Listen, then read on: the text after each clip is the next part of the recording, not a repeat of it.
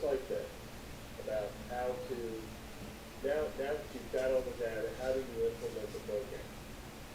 So today, we're assuming that you had your training, you're a DPO, you know who your PICs are, you know who your PIPs are, you understand my language and data protection language.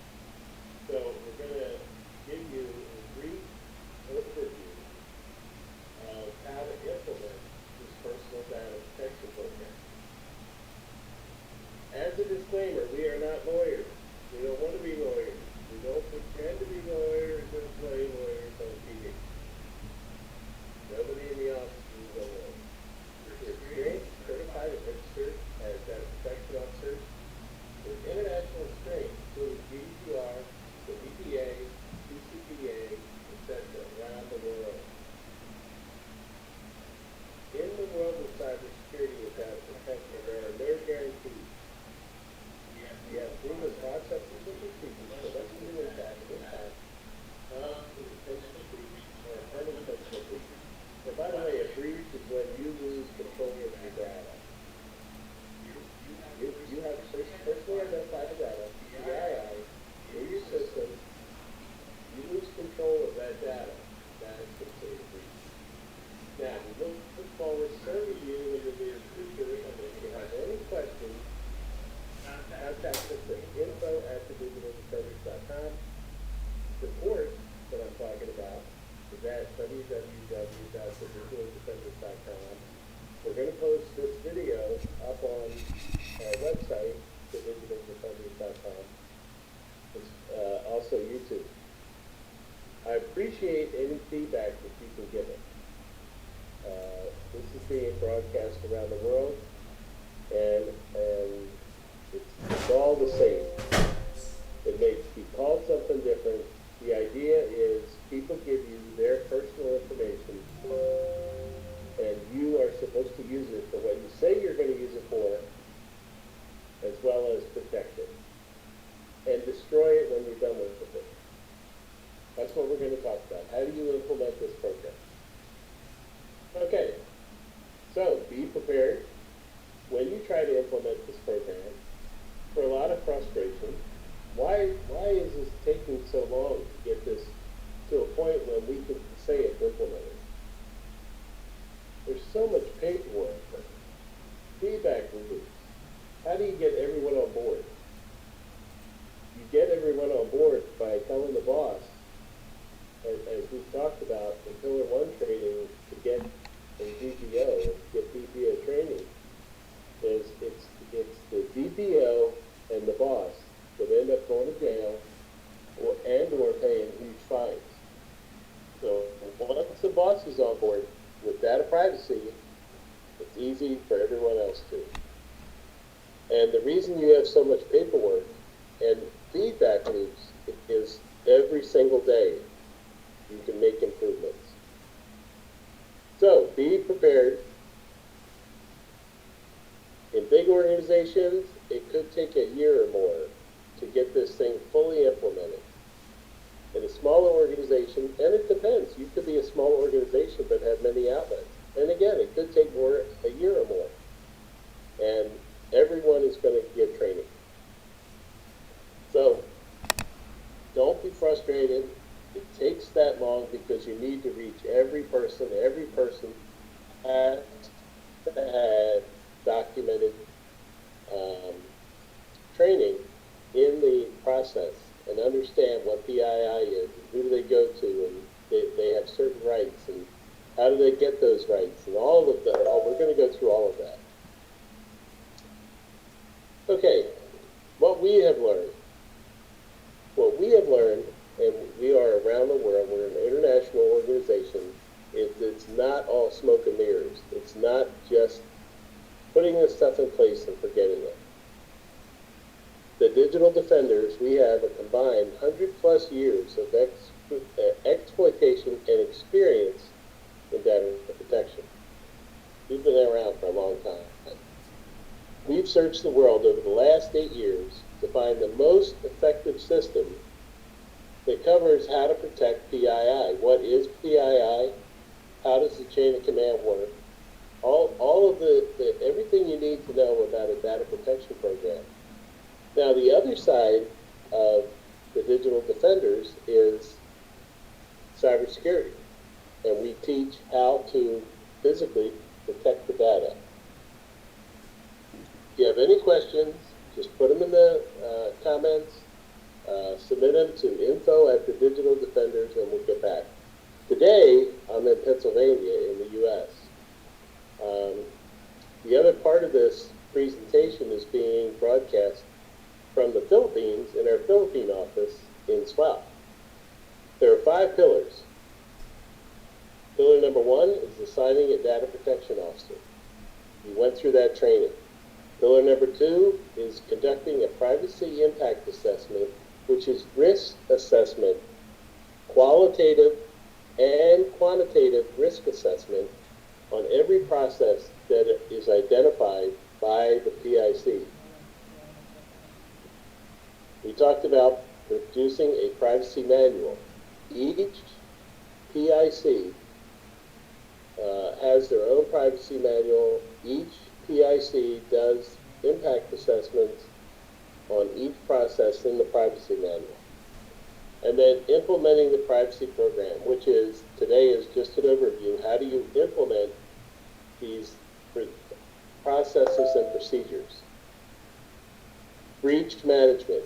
What happens if you have a breach? What is a breach?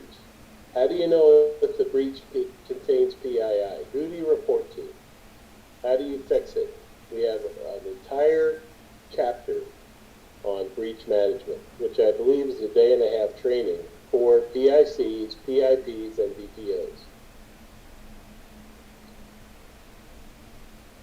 Okay, before tackling, let's talk about the basic personal rights of every person in the world. Now, some are codified in law. In some places, they have 3 of these rights. Some places, they have all 8 of these rights. Some may have maybe 1 of the rights. Eventually, everybody's going to have a majority of the rights that we're going to talk about. Codified in law, which means that if it's a law and you break it, there's consequences. But how do you get people to know what their rights are, and how do they get their 8 rights?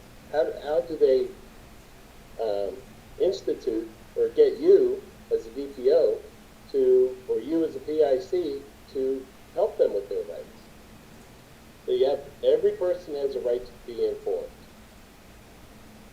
Every person has a right to access to the information that you have. Yes, you have the right to ask Facebook, to ask LinkedIn, to ask Twitter, what information do you have about me? You have the right to be informed, and you have right to the access of the information that they're holding about you. And if you search or come, let us know. We'll tell you how to find out what information these various organizations, entities, you can go to your mayor. You have the right to be informed. You have the right to access to the information that organizations, entities have on you, government, hospitals, education, all these online services. You have the right to find out what information they have about you, and you have the right to object if they have information about you. You have the right to erasure and or blocking. They may have some of that information wrong. Now, the whole idea behind data protection, if they have information about you and it's wrong, you have the right to get it fixed. You have a right to damages. In many countries, many states, and many provinces, and many areas, you have a right, if they have leaked your information, if there's a breach, you have a right to damages. How do you get that right? You have a right to file a complaint. You have a right, if an organization, let's say a university, loses your data, you have a right to file a complaint with the authorities. You have a right to find out what laws and regulations should that university be following? You also have a right, if they've ruined your life, which in many cases, um, people get their bank accounts wiped out. The bank is required to have your information guarded. Same with medical. Same with anybody that has your PII.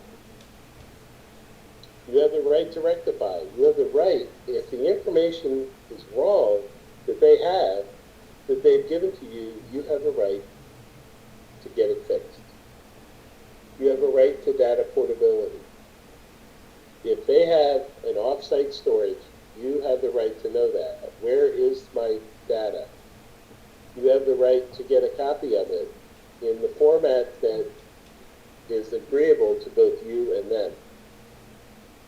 Data portability, what are they doing with your data? You have the right to know. So, a data protection program not only talks about how to protect data, it also talks about the 8 rights or combination thereof in your particular area. How do you get informed of what data you have? How do you get access to that data? How do you have a right to object? Maybe you've gotten married and it has you down as single. You have the right to get it changed. Okay, pillar number 1, assigning a data protection officer. Should be trained and certified. It's assigned by the PICs, personal information controllers. Excuse me. The PICs are the ones that choose, and the boss, of course. Excuse me. The data protection officer. So the DPO is the person that puts this whole thing together and makes sure that everybody's doing what they're supposed to be doing. But as we talked about in our training, the data protection officer has no authority over a PIC. A PIC could very well be a department head. It could be the provost of a university campus, and they're in charge of the whole campus. You as a DPO have no legal authority over them. You have the legal authority to advise them and to advise the boss. You have the legal authority to train them. You have the legal authority to train all the people underneath them. And if there's 5,000 students, somehow you've got to be able to train all those students and have access to those students through the PIC. This is a collaborative effort. This is not, you're not spying, you're not telling, you're not, none of those things. The DPO is responsible for program implementation, training, and most of all, coordination. Can you see where it might take a year for a big university to reach out to every person, get it documented, that they've been trained, that they've been told what their rights are, they've been told how to claim those rights? Must have an open door policy to the boss. The DPO needs to have an open door policy to the boss.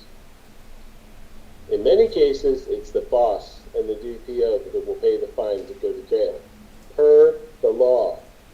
The law will state, remember, if the law says this is the law and you must follow it, there will also be punishment if you don't.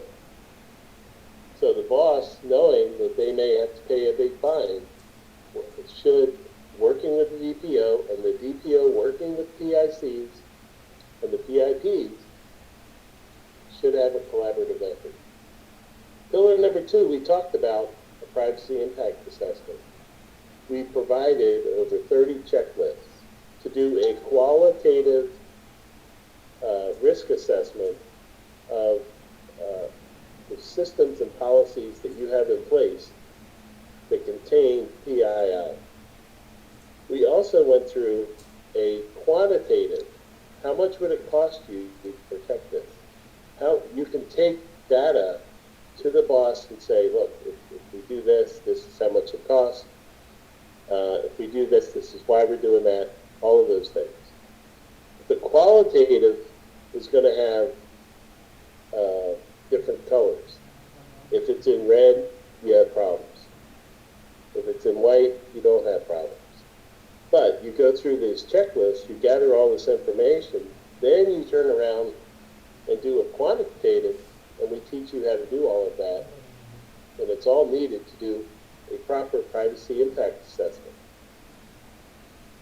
It all has to do with PII, and it all has to do with stopping breaches.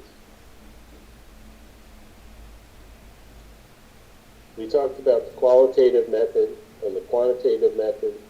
And in the quantitative method, we talked about cost-based analysis, asset value, exposure value, or factors. And we went through the whole process of how to do a quantitative and qualitative method. Pillar number 3 is the privacy manual. Throughout the course of Pillar 1 through Pillar 5, we give you examples of key areas that need to be in the privacy manual. Now remember, we're not lawyers.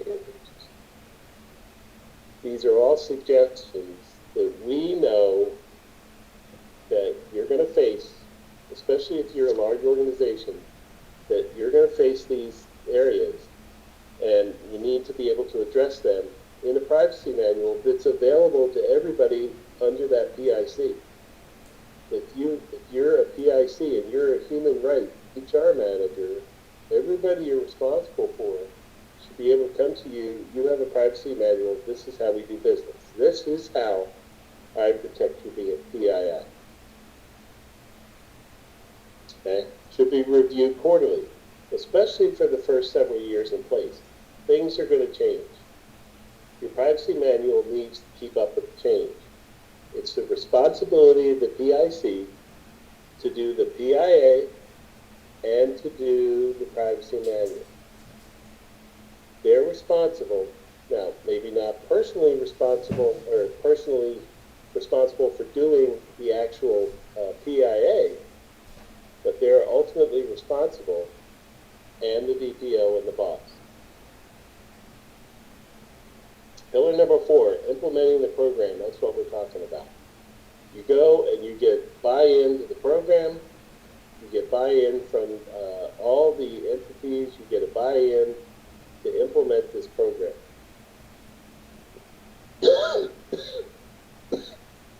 Excuse me. Let me get a drink. Human. See, I'm not a bot. I'm not sure anybody can make a bot like me. Anyway, pillar number 4, implementing the program. This is probably the hardest and the most manpower-intensive part of the data privacy process.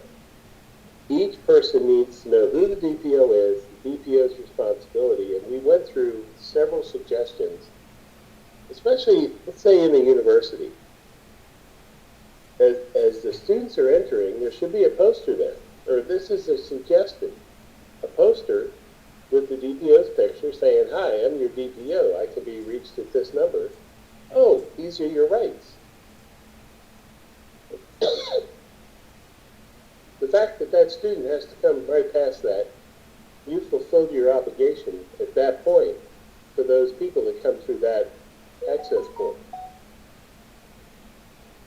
I say it's actually easy to implement, but the feedback loops and the paperwork may not be so easy. The chain of command must be responsive to the rights of the individual, so we went through all the rights. And pillar number 5, this is breaches. Now, the other day we had a case where there was a flood, and all these records got destroyed. That's a breach. When you lose control of your data, of PII, that's a breach. You must have breach procedures and have a incident response team ready to go, who know what their duties are, what their responsibilities are, and what are their authorities. And this IRT you need to train, and you need to train everyone. If they see something, say something. Okay? The DPO is in the designated position. All the information goes through the DPO and the boss, of course. But it's the DPO that reports to higher authorities that there's been a breach. what was done about it, why did it happen, what was breached, what information was lost. We've had instances where we got involved in a breach where over 53 million records were lost. They didn't even know that there were malicious people in their system stealing data until 53 million records had been stolen. And the only reason they knew was because one of the customers found their private data, their PII, that had been given to this organization on the dark web. And people were using that information to access their bank account. When they found that and they reported that, they found 53 million records had been stolen, had been copied and stolen and sold. You should have a pre-prepared template of who, what, where, when, and why. And the IRT should be able to go to this template and figure out what's going on within a matter of hours. Normally within 72 hours, if the IRT is trained and the right people are on the IRT, you should be able to do assessments and figure out, is it large, is it small, is it PII, is it state secrets, is it company secrets, whatever it may be. Feedback loops, reporting back, keep reporting back is essential. Any questions? If you have questions, put it on the side. One of the guys will get to it. And remember, man, I don't know what the problem is. Anyway, throughout the implementing this process, it should become clear who has what authority and the necessary means to stop the breach. You need to stop it, and you need to report it, and you need to figure it out. It's a big process. If you're a big organization, you must constantly be aware of who has access to what. We go through all of these things in our Pillar 5 training, which is about breach. Any questions? That's a brief overview of how you can implement this process in an orderly fashion over a period of time, taking action where it's appropriate, training, always training. We are the Digital Defenders, and this has been our pleasure. Our Philippine office, the number's here. Our U.S. office, that's our number. We have been chosen as one of the top 10 global cybersecurity companies and data protection companies. So we look forward to serving you. I just cannot imagine. In Pillar 1, there are some organizations charge $20,000, and it's just unreal. We need to protect people's data. In the 21st century, people's lives can be ruined by one wrong command in a system that opens up the floodgates and the bad people are allowed in. Or worse yet, you give away information unsolicited. It just ends up on the internet. Anyway, we wish you luck. Many countries are now putting stricter and stricter rules in place. We've been trained. We know how to do it. Please get a hold of us. Again, this is Kevin Byrne. I am a DPO. I am a CEA, CISSP, and I look forward to serving you in the near future, me and the staff. Please get a hold of us. Take care and have an awesome day. Bye-bye.